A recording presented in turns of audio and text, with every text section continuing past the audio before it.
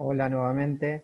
Bueno, ahora estamos con la segunda parte de esta devolución, en donde me voy a concentrar en los puntos de la guía 3, 4 y 5.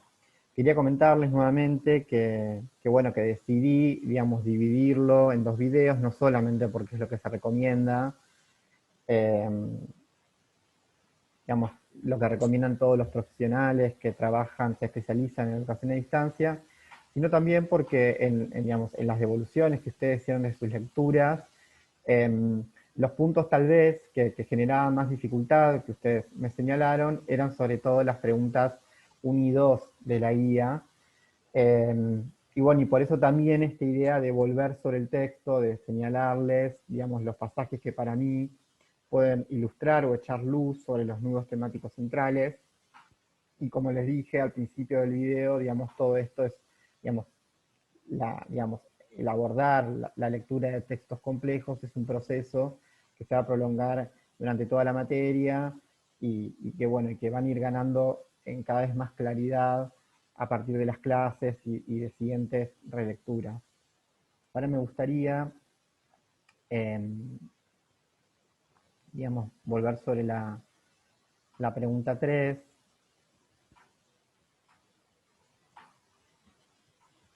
Ahí estamos de nuevo con la diapositiva.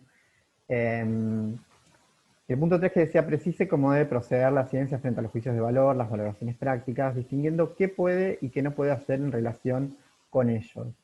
¿Y por qué? ¿Y por qué? Y a partir de sus respuestas anteriores, reflexiones sobre las consideraciones que llevan al autor a fijarle límites precisos al conocimiento científico. Habíamos señalado principalmente las páginas 239 a la 242.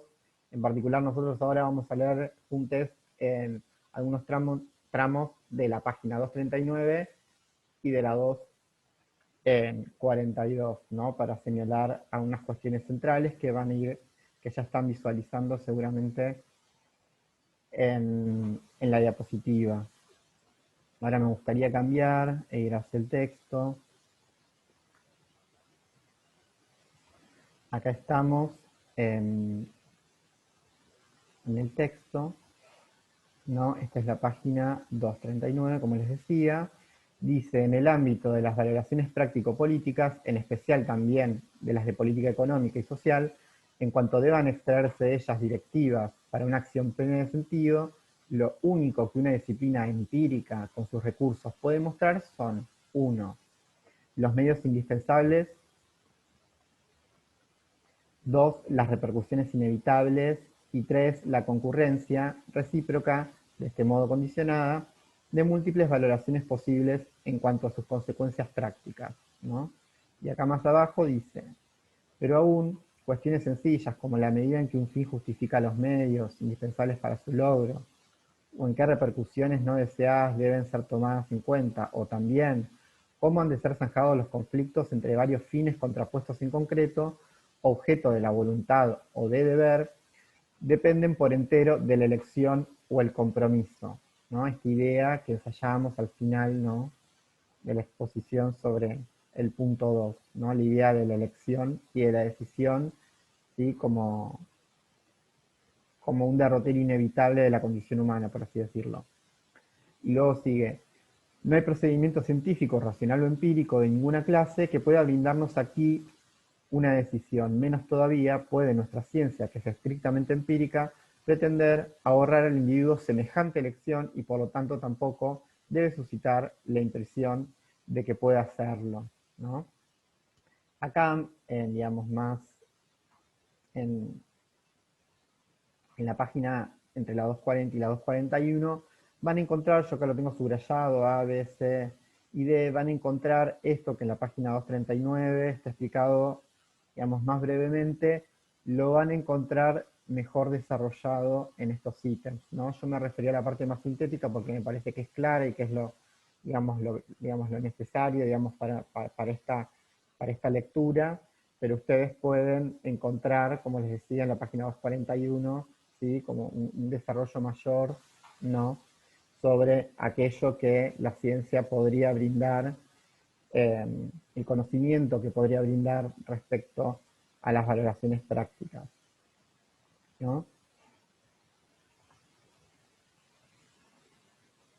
Entonces, repasábamos recién, digamos, lo que sí puede hacer la ciencia frente a los juicios de valor, ¿no? Idea de los medios indispensables, las repercusiones inevitables y la concurrencia recíproca de valoraciones múltiples. Y este sería el tipo de tratamiento que la ciencia, como les decía, puede ofrecer frente a las valoraciones prácticas. Un análisis, ¿sí? Una elaboración lógica de las valoraciones. No es que no debe justificar juicios de valor en decisiones que solo competen al sujeto arrojado a un mundo de crecientes valores en conflicto, esto que decíamos recién, sino que en realidad el científico no puede, sus medios no se lo permiten. Es tarea de la sujeta que decidir. Algo en lo que hacía énfasis recién en el pasaje que leí. Me gustaría ir a un ejemplo, ¿no? Acerca de lo que puede hacer la ciencia, un ejemplo contemporáneo, sobre un tema de debate político, social y cultural, para tomar el ejemplo de una toma de posición práctica y de lo que podría hacer la ciencia, ¿no? frente a esa toma de posición, ¿no? Yo elegí como ejemplo despenalizar la práctica del aborto. Entonces repasé a modo de ejemplo, esto no es exhaustivo, sino un ejemplo ilustrativo, eh, y tampoco intento abordar esta temática en toda su complejidad. Es simplemente un humilde ejemplo, pero me parece que podría servirles a ustedes. Eh, por ejemplo, pensé en los posibles medios, repercusiones y las múltiples valoraciones, ¿no? Si, si un legislador o legisladora deseara, ¿no? tomar posición frente a este debate, ¿no? Que ya ha sucedido, ¿no? Tenemos la experiencia eh, del debate que se desarrolló en Argentina hace algunos meses. Eh, Volvamos un poco a recrearlo eso, ¿no? Esa situación y pensemos los medios, ¿no? Un medio indispensable para llevar adelante y efectuar, ¿no? Esta toma de posición práctica sería, por ejemplo, un proyecto de legalización, ¿no? Y el hecho de persuadir a otros legisladores para que aprueben también ese proyecto. Campañas informativas, disponibilidad de personal médico dispuesto a practicarlo, y también otro asunto que tiene que ver con lo que es, digamos, con la definición, digamos, de la política del Estado, que tiene que ver, que hablamos del hecho de la fuerza, ¿no? Un medio que siempre va a emplear el Estado, del cual es responsable cualquier político o política con responsabilidad, eh, es justamente el hecho de que trabaja en un área de la vida social en donde ese área que es el Estado, ¿sí? tiene el monopolio de la violencia legítima. Por eso hablamos, eso vamos a hablar más adelante. Ahora lo dejo como otro ítem más, otro medio, el cual hay que ser consciente, que es la fuerza del derecho, las fuerzas de la seguridad, ¿no? que actuarían eventualmente en implementación. Repercusiones que podría tener. Algo que cae suyo, ¿no? Que es un poco, digamos, una de las argumentaciones en favor de esta toma de posición práctica es que, digamos, bajaría notablemente la tasa de mortalidad femenina, en particular las muertes producto de abortos clandestinos, ¿no? Pero cuando habla de repercusiones inevitables se refiere a aquellas que generalmente podrían escapar al ojo de un político o política, ¿no? Y que en ese sentido una científica podría ilustrar, ¿no? Que serían algunas repercusiones inevitables, digamos, menos claras, en tal vez conflictos en el Poder Judicial y con el personal hospitalario, ¿no? Digamos, sectores de la sociedad en distintas esferas que se oponen, ¿no? Por sus propias valoraciones a esta toma de posición práctica, y obviamente también movilizaciones sociales opositoras como las ha habido y seguramente sigue habiendo. Y después, pensar las múltiples valoraciones que se ponen en juego en torno a esta toma de posición, que tiene que ver, por un lado, coexisten distintas valoraciones, ¿no? que están relacionadas con la concepción sobre la mujer, con las concepciones sobre la vida. Una puede ser la igualdad de género, ¿no? Una valoración que está a favor, ¿no? de esta toma de posición práctica, las mujeres, con la idea de las mujeres que conquistan sus derechos, las mujeres y las disidencias, la decisión sobre su propio cuerpo y su propia vida, ¿no? Otra cosmovisión u otra valoración, punto de vista contrapuesto puede ser, se afectan los derechos del bebé por nacer, ¿no? Y otra también que está vinculada con la anterior, la famosa objeción de conciencia, ¿no? El personal médico, ¿no? Que diga, tengo libertad de practicar la profesión médica de acuerdo a las propias creencias, ¿no? Como la idea de ilustrar frente a una toma de posición práctica, ¿no? Los medios necesarios para llevarla a cabo, las repercusiones que pueden tener, que se están escapando seguramente de vista y con una consideración sociológica, una científica puede traerlo a colación. Y por último, en torno a esa toma de posición práctica, siempre va a existir un conflicto con otras cosmovisiones de valor, ¿no? Que acá un poco yo indicaba. Pero más allá de esto, y volvemos con esta idea, más no deja de ser para la o el legislador una decisión ética moral entre valoraciones contrapuestas, entre concepciones del rol de la mujer y concepciones sobre la vida en conflicto, ¿no? Entre otros. Ahora voy a volver a esta idea, quería ilustrarlo con un ejemplo, y como decíamos que no puede es justificarlos, validarlos científicamente. Por otro lado, también además, digamos, de esta idea de lo que no, digamos, de lo que no puede y lo que puede, ¿no? La ciencia frente a los juicios de valor, hay otro elemento para pensar cómo juegan los valores en la ciencia, además de este tratamiento lógico de los valores que describimos recién.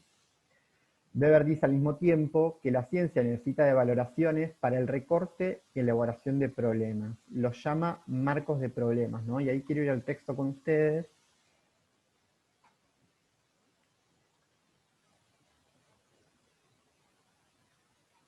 Para leer ese tramo en la página 242.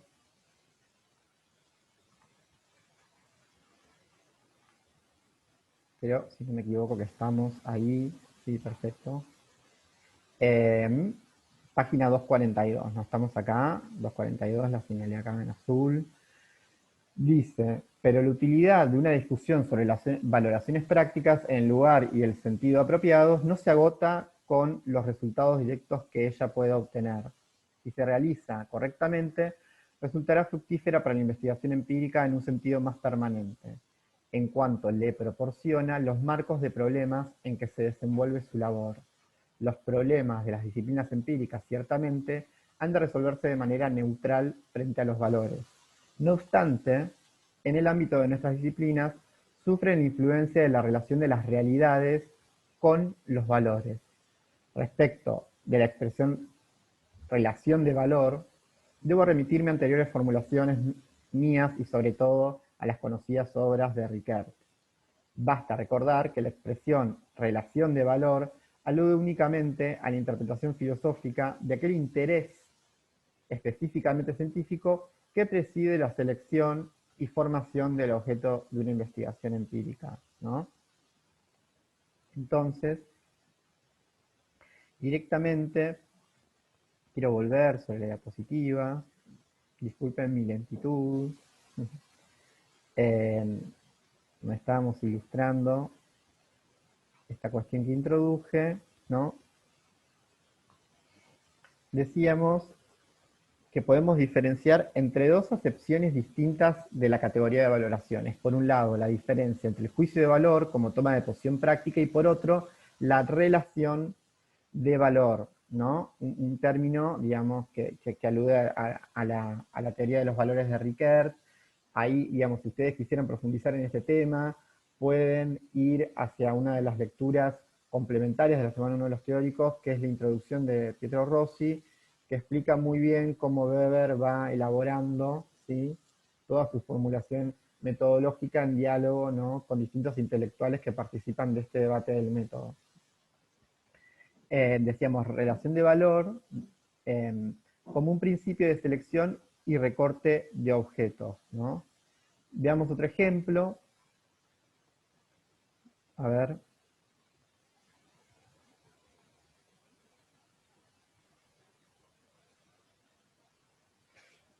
A ver, me gustaría decir una cosita más. Volviendo, ahora vamos al ejemplo.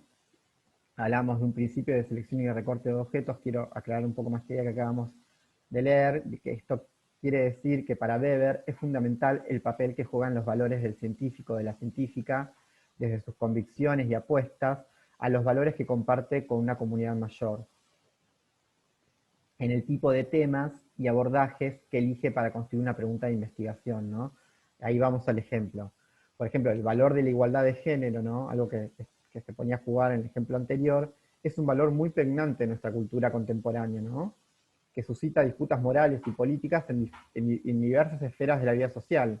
La ciencia es una de esas esferas, y desde hace varias décadas, por ejemplo, las investigaciones de científicos vienen incorporando la perspectiva de género como una nueva pregunta o como un nuevo abordaje a temas ya estudiados, como la política, el deporte, la música, el trabajo, entre otros. Esos valores, ¿no?, actúan en la orientación de la acción de científicos en la selección y recorte de problemas en clave de género, ¿no?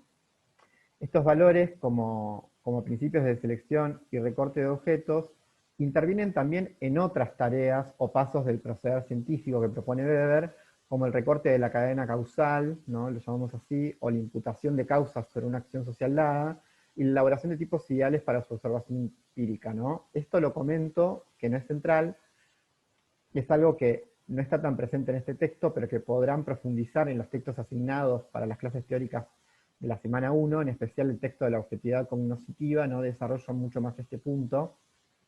Y como les decía también, la introducción, el texto de la introducción de Pietro Rossi, para ahondar en esta discusión sobre la diferencia entre juicios de valor y relación de valor, ¿no?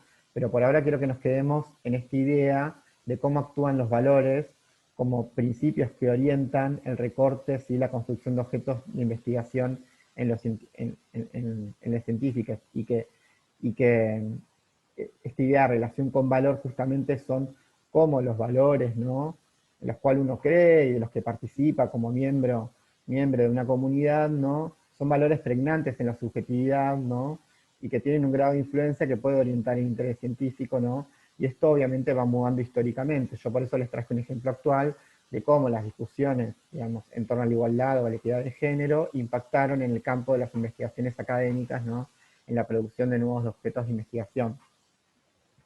Ahora, ¿qué es lo que lleva a Weber a ponerle límites precisos a la tarea científica? De nuevo, aquí en su apuesta epistemológica y metodológica aparece una apuesta por la esfera política y el papel posible que podría jugar allí la ciencia. Esto lo tiro ahora, pero dejemos esto acá y lo continuamos en el punto 5 de la guía. En el punto 4, ahora voy a cambiar la diapositiva. A ver. Perfecto. Estaba chequeando que esté la diapositiva. Vamos a ir hacia el punto 4, ¿no?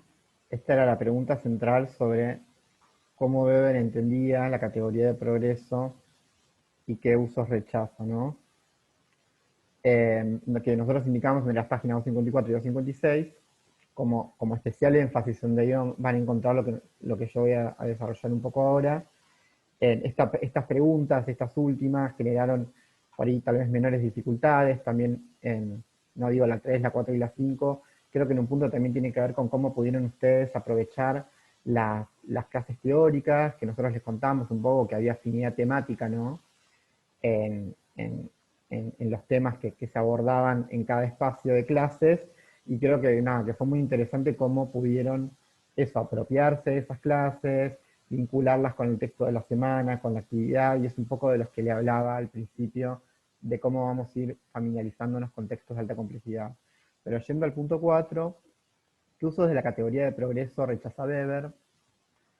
Y aquí, digamos, si ustedes comienzan a leer desde la página 247 en adelante, vamos a encontrar, ¿no?, una crítica a la impronta normativa del progreso, ¿no? Un Weber, digamos, que es crítico de las teorías evolucionistas, ¿no? Y que está todo el tiempo echando prevenciones sobre esa connotación valorativa de progreso, ¿no? Y es de los autores clásicos, es el que más cuestiona el progreso en sentido iluminista, sobre todo la idea de un progreso lineal de la historia. Y corta de algún modo con esa mirada de la dialéctica hegeliana marxista, ¿no? Eh, y Weber aquí, al mismo tiempo que critica este tipo de visiones que le asignan un fin predeterminado a la historia, pone el conflicto como al conflicto, ¿no? En varios, digamos, los tramos de esas páginas aparece el conflicto como constitutivo de lo social. En una concepción, ¿no?, realista de la política. Las sociedades, según Weber, se desenvuelven de acuerdo al modo en que van resolviendo y dirimiendo sus conflictos, ¿sí?, a través de la política en cada momento histórico. No hay un sentido predeterminado de la historia. Recordemos justamente en que lo único que tiene sentido, que es teleológico, es la acción humana que se orienta por motivaciones, ¿no? Volviendo un poco sobre algunas ideas de la pregunta 1. ¿Y en qué sentido podemos hablar de progreso entonces, según Weber? ¿No? También van a encontrar, ¿no?, a lo largo de estas páginas que Weber recurrentemente está diciendo que solo podríamos hablar de progreso en términos de evolución técnica, ¿no? Como les decía, desde la página 247 en adelante, Weber va revisando distintos espacios o dimensiones de la vida social, habla de los sentimientos y la subjetividad, de la música, del arte, de la pintura, la economía, y va evaluando el concepto de progreso en cada una de esas esferas. Entonces, él como de alguna manera se pregunta, ¿qué sería decir progreso en esas esferas si estoy realizando una observación objetiva? Bueno, Weber diría, lo que observo es un avance progresivo de los medios técnicos en cada una de ellas, ¿no? Esta idea de que existe una extensión de la acción racional con arreglo a fines en todas las áreas de la vida social, ¿no? Un avance de la racionalidad técnica. Con esta idea de racionalidad con arreglos a fines nos referimos a un tipo de motivación subjetiva que orienta las acciones humanas de orden instrumental, de un razonamiento con arreglos fines que decíamos que se extiende por lo social. Esta idea de acción racional con arreglos fines la vamos a retomar con mayor profundidad en la clase 3, como así también vamos a volver sobre otras ideas como la explicación comprensiva. Entonces, un poco frente a esta crítica sobre ciertos usos de la noción de progreso y el posible significado que ofrece Weber sobre la categoría, ¿no?, misma de progreso, ¿qué imagen nos deja entonces de la modernidad, ¿no?, esta noción que él propone? Que era uno de los temas centrales, ¿no?, de esta clase, ¿no?, a la par de presentar la propuesta metodológica, pensar en ciertas caracterizaciones sobre una visión de la modernidad que tiene Weber, ¿no? Y un poco acá se conjuga la idea de politeísmo de los valores, ¿no?, con esta noción de progreso, ¿no? Porque si antes pensábamos en la modernidad, ¿no?, como una ruptura de esferas autónomas de valor, ahora le sumamos con esta noción de progreso como evolución técnica la idea de una sociedad desencantada, donde se expande la acción racional con arreglo a fines. Weber nos habla, que es una alusión muy recurrente en sus textos y también muy citada, de desencantamiento del mundo, de la desmagicalización, ¿no?, incluso de las esferas de la religión y la magia que también se racionalizan a su propio modo. Hay en ese sentido, para Weber, muchas racionalidades posibles, ¿no? Y como estarán ustedes abordando seguramente la lectura de la ética, digamos, acá sí, digamos, hago un pequeño comentario que él va a estudiar la particularidad del sentido occidental de esa racionalidad, entre otras posibles. Luego veremos más adelante en la materia, ¿no?, como otros autores, como Lukács, envuelve sobre un sentido posible para la historia, ¿no? Pero él un poco ahí nos complica el medio, los caminos son contingentes, digamos, y también seguido los frankfurtianos, ¿no?, esta segunda parte de la materia, son los que más van a poner en crisis esta noción de progreso desde un marxismo post-weberiano, ¿no?, que dialoga con esta idea de desencantamiento del mundo de Weber y que también en cierto punto está enlazado, ¿no?, con el pensamiento de Nietzsche. Ahora, por último, para finalizar, con el punto 5, ahí estamos. Nosotros le dijimos en la página 266, Weber sostiene la neutralidad frente a las valoraciones, en el sentido que hemos mantenido en estas páginas, constituye el presupuesto de cualquier tratamiento puramente científico de la política, en particular de la política económica, ¿no? Elegimos esta pregunta de cierre para repensar el verdadero sentido de la idea de neutralidad valorativa a la luz de las lecturas, ¿no?, y temas que hemos ido exponiendo a lo largo también de esta evolución clase. Con esto queremos reponer una lectura de Weber, donde el fondo de su programa teórico y político, en el fondo de su programa teórico y político está la relación de la ciencia con los valores y de la ciencia y la política. A nosotros nos intentaría, digamos, también acercarles, digamos, una lectura más política de este autor, en el sentido de que, lejos de pensar un Weber despolitizado y de una concepción tecnocrática de la ciencia, lecturas que existen y que han circulado debido a la recepción latinoamericana de Weber, mediada por el estructural funcionalismo parsoniano, ¿no? Ahí, digamos, la forma en que Parson elaboró su propia teoría social, su teoría de los sistemas sociales, ¿no? Articulando distintas perspectivas de los autores clásicos. Ahí hubo un trabajo, digamos, importante de traducción de Parsons, en donde también, digamos, se tendió a hacer un énfasis, ¿no? Como en las cuestiones metodológicas como desentendidas, ¿no? De toda preocupación política, ¿no? E incluso se editaron muchos de sus textos eliminando, ¿no? Las consideraciones políticas que hacía Weber, las cuales ustedes pueden encontrar muy bien en este texto, ¿no? Que permanente Weber está haciendo alusión a la situación no solamente de la universidad, sino de la política alemana. En este sentido, para pensar en esta recepción, ¿no? En la estructura del funcionalismo, les invitamos a leer en un futuro, de cara al final, el texto de Aguilar Villanueva, el programa teórico-político de Max Weber, ¿no? Esa lectura, digamos, se las dejamos como alguna que puede ir complementar muy bien, tanto con la sociología política de Weber como con su propuesta metodológica, ¿no? Es un texto que ayuda mucho a comprender el contexto político y cultural alemán de la época y darle, digamos, mayor sentido a este programa teórico, tanto teórico como político. Lejos de pensar en un Weber despolitizado y de una concepción tecnocrática de la ciencia, encontramos un autor con profundas preocupaciones políticas y con una visión estratégica del aporte que la ciencia puede realizar en este sentido, es decir, de una posible vinculación entre ciencia y política.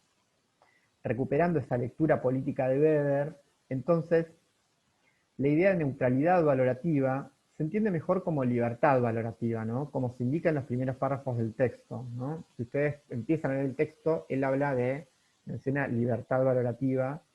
Es un término que también es más preciso y que se perdió en algún sentido en la traducción. Esta idea de la libertad valorativa como una idea que plantea liberar a la ciencia de fundamentar científicamente tomas de posición práctica, ¿no? Cuando no tienen los medios lógicos, ¿no? Para hacerlo, ¿no? Algo que lo que hemos conversado a lo largo de este encuentro. Y en esta definición cruda de los límites de la ciencia respecto de los juicios de valor, se sitúa una preocupación sustantiva por el mundo de la política y un intento por definirla en su potencialidad. Si volvemos al contexto sociohistórico de emergencia de esta propuesta, acá yo estoy tomando elementos del texto de Aguilar Villanueva, que los invito a que lo lean, pero digamos los comparto para, para, para que podamos conversar, ¿no? Digamos, de la lectura que como cátedra nos parece interesante para recuperar de Weber, ¿no? Si volvemos sobre el contexto histórico de emergencia de esta propuesta, la cuestión de la neutralidad valorativa en la ciencia se revela como una cuestión enteramente política. Toda la tradición filosófica alemana recaía en la legitimación de un Estado prusiano neofeudal, burocrático y militar, consagrando a la burguesía alemana a una situación de impotencia política. Que las ciencias empíricas abandonaran esa propensión a justificar el deber ser, representaba, un poco esta es mi lectura, un doble movimiento que secularizaba la ciencia, ya que no podría fundamentar religiosamente el Estado alemán en su estado actual, aunque tampoco podría fundamentar religiosamente el Estado moderno burgués o la viabilidad del comunismo, ¿no? Acá hay también unos elementos interesantes para pensar de Weber. Al mismo tiempo que seculariza la ciencia, libera a las fuerzas políticas, ¿no? Y a la política entendida como el ámbito privilegiado de disputa, de lucha por las ideas, valores y cosmovisiones sobre el rumbo social. Es decir, que a través de repensar las limitaciones propias de la ciencia, le está otorgando un lugar sustantivo a la política. La política debe ser liberada del yugo, decíamos, de las justificaciones religiosas, de éticas que se pretenden universales, y entrar en acción, considerando su medio específico, que es la violencia. Acá introducimos otro elemento, ¿no? que tiene que ver con la definición de, digamos, de la esfera política en Weber y en particular del Estado, ¿no? Esto lo veremos en clases más adelante, en la tercera clase, pero bueno, hay algo que define, digamos, particularmente al Estado en la sociología weberiana, hay una definición que es por su medio específico, que es la violencia, ¿no? Y esto también se vincula a esta preocupación que Weber tiene sobre cómo la política lidia con la violencia, tiene que ver también con la situación, ¿no?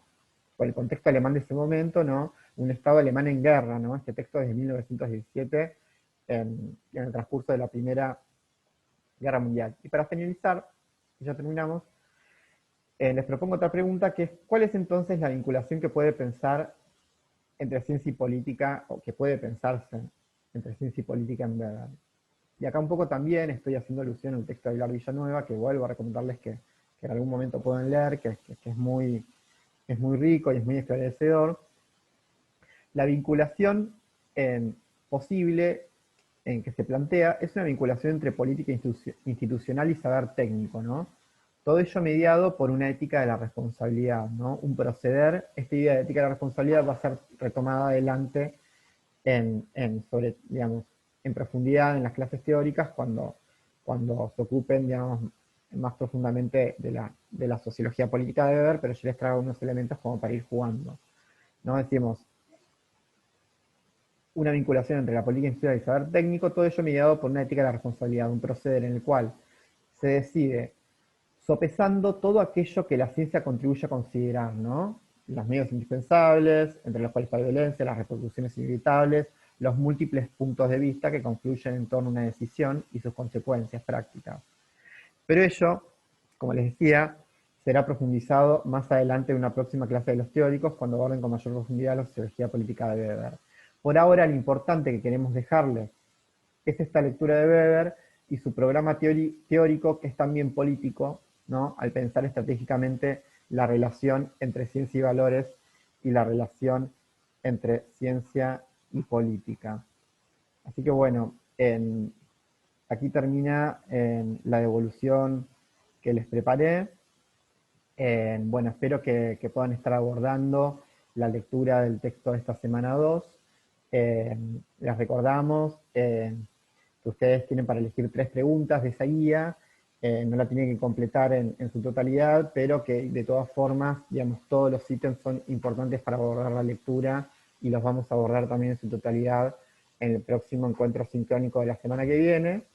La semana que viene tenemos encuentro sincrónico. En sus horarios de comisiones ya oportunamente les vamos a mandar el link para que puedan acceder ese día y por supuesto que van a quedar grabadas.